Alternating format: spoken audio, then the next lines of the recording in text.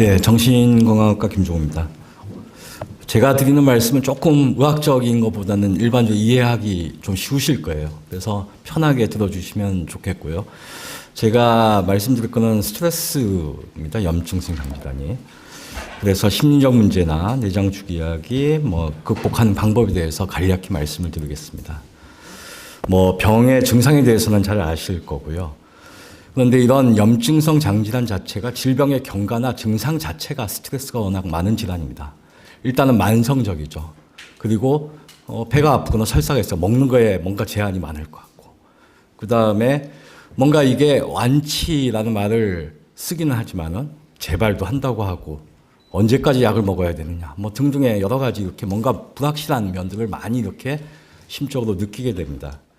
또 하나는 증상이 비예측성이라는 게 뭐냐면 갑작스럽게 배가 아프거나 참을 수 없는 설사가 이렇게 나오죠. 이게 언제 나올지 몰라요.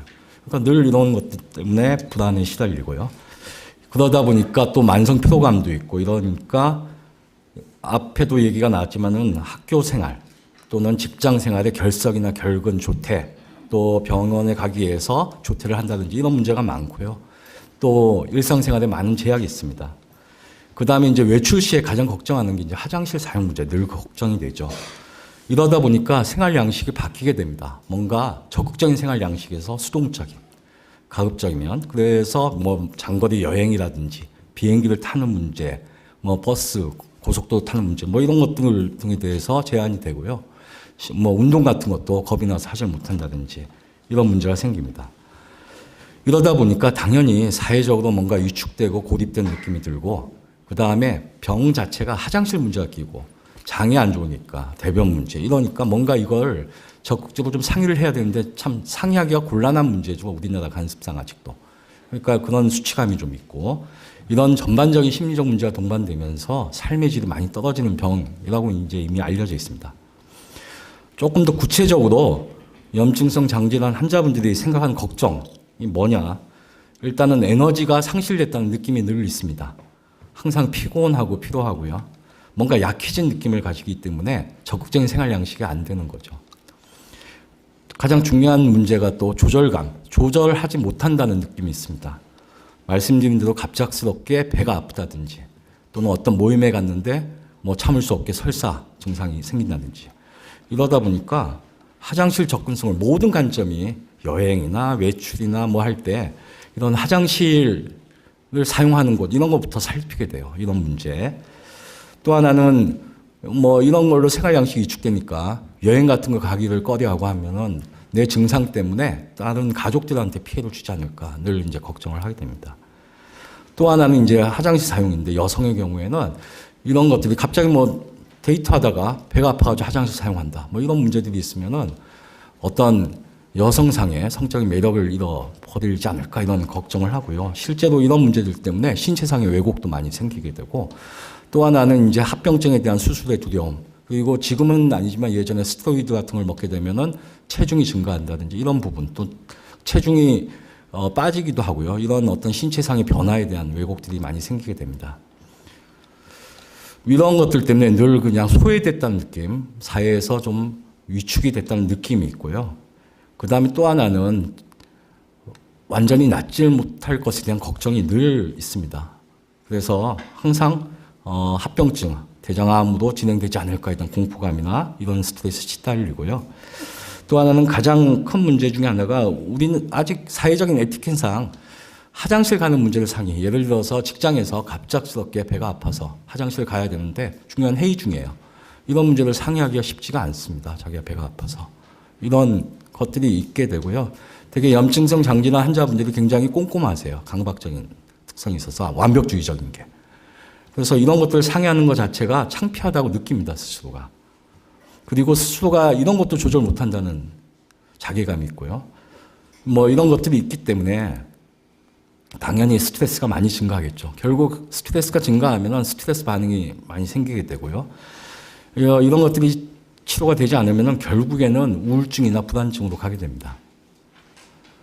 젊은 염증성 장질환 환자가 건강한 사람보다 한 5배 가까이 우울과 불안이 높아진다라는 보고가 있고요. 염증성 장질환이 나았어요. 많이 이제 호전돼서 나았는데 간에기에도 한 3분의 1 정도는 불안증과 우울증이 동반이 되기도 하고요. 그 다음에 염증성 장질환이 재발돼서 굉장히 나쁜 상태에 있으면 당연히 올라가겠죠. 80% 이상이 불안증, 그 다음에 60%에서 우울증이 발생한다고 합니다. 이 심리적 문제를 그냥 놔두면 어떻게 되느냐? 당연히 염증성 장질환의 경과에 영향을 미칩니다. 더 나빠지거나 재발, 또 낫지 않게 만들고요. 그 다음에 우울증이나 불안증이 있으면은 동기, 치료에 대한 의욕이 떨어지기 때문에 치료 동기가 저하되고, 그 다음에 스트레스에 대한 대처 능력이 저하되고, 삶의 질이 저하되는 결과를 초래하게 됩니다. 그래서 간단히 이런 우울증이나 불안증, 이런 게 왜 잘 생기느냐. 단순히 개인이 나약해서 어떤 심리적 문제가 아니고요. 요 그림이 뭔지 아시겠습니까? 이게 사촌이 땅을 사면 배가 아프다. 들어보셨죠? 사촌이 땅을 사서 스트레스 받는데 배가 아파요. 이게 꾀병입니까? 실제로 배가 아플 수가 있다는 거죠. 즉, 뇌와 장은 서로가 연결이 되어 있습니다. 그래서 상호간에 영향을 미쳐요. 최근에 보고에 의하면은 장을 튼튼하게 하는 일반인들이 잘 알고 있는 게 이제 유산균 같은 거잖아요. 유산균이 실제로 우울증이나 불안증에 효과가 있다는 보고가 최근에 나오고요. 뭐 이렇게 해서 뇌와 장은 떨어져 있지만은 서로 상호작용을 미치고요. 여러 가지 신경계, 면역계, 그 다음에 호르몬, 그 다음에 아까 앞서 얘기한 약물의 작용 기전에 많이 동반된 사이토카인, 이런 것들의 매개에서 실제로 서로 영향을 주고받는다는 겁니다. 이런 기전에 의해서 생기게 되고요. 그래서 결국에는 장이 튼튼하면은 뭐 스트레스도 적고요. 또 뇌가 튼튼하면 우울증이나 불안증, 스트레스를 잘 조절하면 장이 튼튼해진다는 겁니다. 구체적으로 조금 말씀드리면 염증성 장질환 같은 경우에는 이제 장내 미생물 같은 게 변화가 되고요. 장점막이 변화되는지 염증 반응, 특히 이제 사이토카인 이런 것들이 이제 증가가 되고요. 이게 전신으로 가서 전신에 이제 염증성 사이토카인이 증가되고, 그 다음에 우울증이나 불안증을 유발하는 신경 전달 물질의 변화가 있고요. 미세 염증 반응이 생기게 되고, 요게 이제 뇌로 가가지고 실제로 우울증이나 불안증을 많이 만듭니다.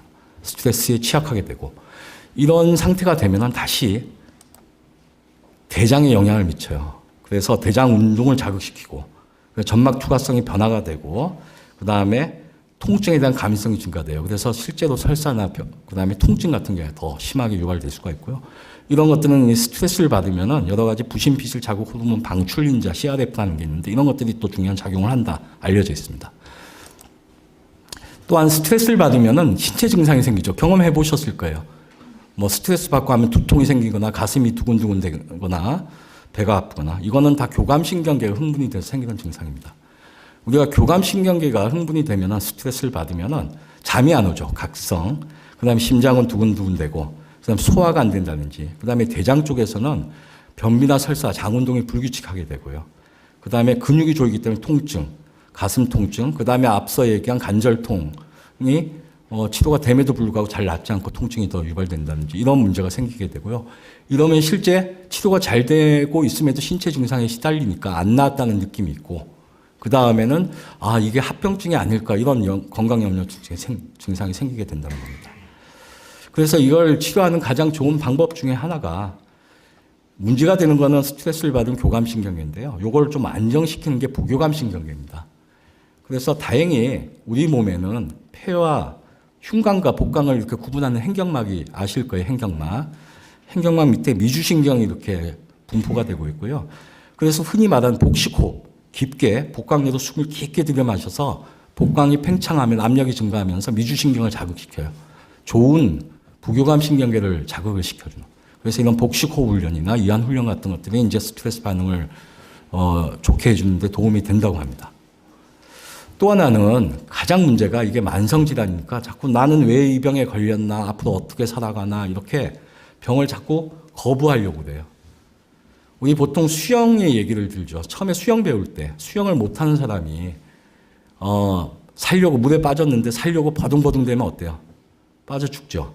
근데 가만히 있으면 삽니다. 뜹니다.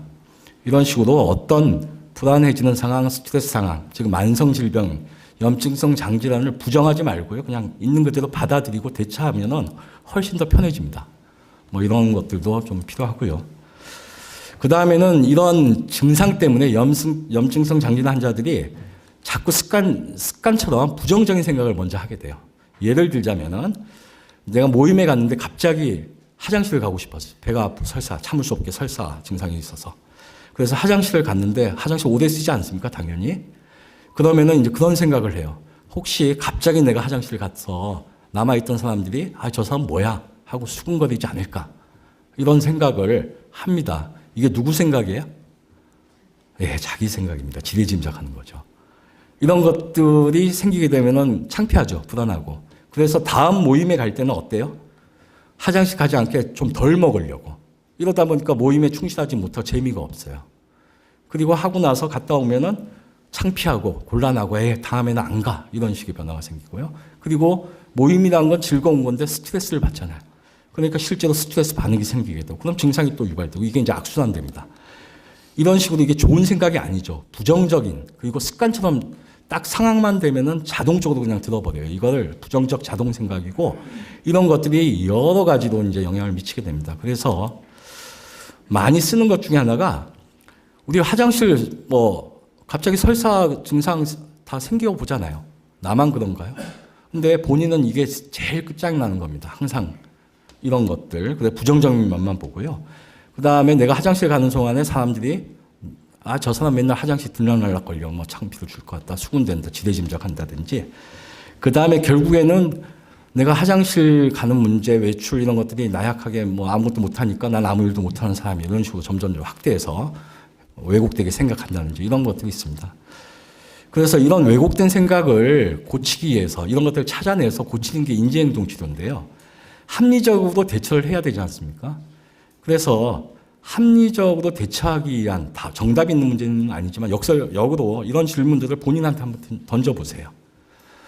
내가 다음 모임에 갈 때 나는 또 배가 아플 거야. 이런 생각을 하고 있는데 그거 확신할 수 있나요? 예, 답은 합리적인 건 뭐죠? 가봐야 아는 거죠. 가봐야. 예를 들어서 이런 식으로 합리적 생각을 찾아갑니다. 하나하나. 아까 다른 사람들이 수군거릴까요? 그걸 누구 생각이에요? 자기 생각이죠. 정확하게는 물어봐야 되죠. 그 사람들한테. 이런 식으로 대처를 해야 됩니다. 그래서 이런 인지적 왜곡이 불안이나 우울 반응을 일으키기 때문에 이런 잘못된 생각을 찾아서 고쳐주고 행동 수정을 해주는 게 인지행동 치료입니다. 인터넷 같은 데 많이 나오는데요. 이걸 그룹으로 하면은 훨씬 더 효과적입니다. 왜냐하면은 서로가 말 못한 그런 경험이나 이런 것들을 공유하고요. 그 다음에 도와주고 본인도 각각 그룹의 한우들한테 도움을 받는다는 거죠. 그래서 집단 인지행동 치료가 도움이 되고요. 그 다음에 스트레스 완화를 시켜야 하기 때문에 근육 긴장 이완법이라든지 아까 같은 복식 호흡련, 최근에는 명상 같은 게 도움이 됩니다. 그래서 명상 기법을 이용해서 이런 인지행동 치료를 MBCT라는 게 있는데 그런 것들도 하고요. 그 다음에 우울 불안증이 심하고 불면증이 심하고 이러면은 필요하면 좀 약물 치료도 받아야 되고요. 그다음에 상담 치료나 체면요법인데 체면은 전생 치료가 아닙니다. 체면요법은 집중도를 높이고 심신을 이완시켜서 이렇게 장 조절을 이미지상으로 좀 트레이닝을 할 수 있게 이런 요법도 사용이 된답니다. 그래서 염증성 장질환의 스트레스를 이기기 위한 자세 쉽지는 않지만 이렇게 노력을 해야 될 것 같습니다. 일단 오늘같이 질병에 대한 올바른 정보를 얻어야 되고요. 그 다음에 제가 병을 받아들이라고 했죠. 부정하지 말고. 그 다음에 적극적으로 오히려 이기겠다는 대처 전략을 써야 됩니다. 그 다음에 이렇게 잘못된 생각을 합리적으로 고쳐나가고요. 가능한 한 적극적으로 활동적이고 정상적인 생활을 할 수 있도록 노력하는 자세가 필요하고요. 늘 생활 속에 스트레스 많잖아요. 스트레스 없는 사람은 없으니까 이런 스트레스 관리하고요. 병을 창피한 병이 아닙니다, 절대. 창피하게 생각하지 말고 자신감 가지고 떳떳하게 살아갔으면 좋겠습니다. 이상 발표 마치겠습니다. 감사합니다.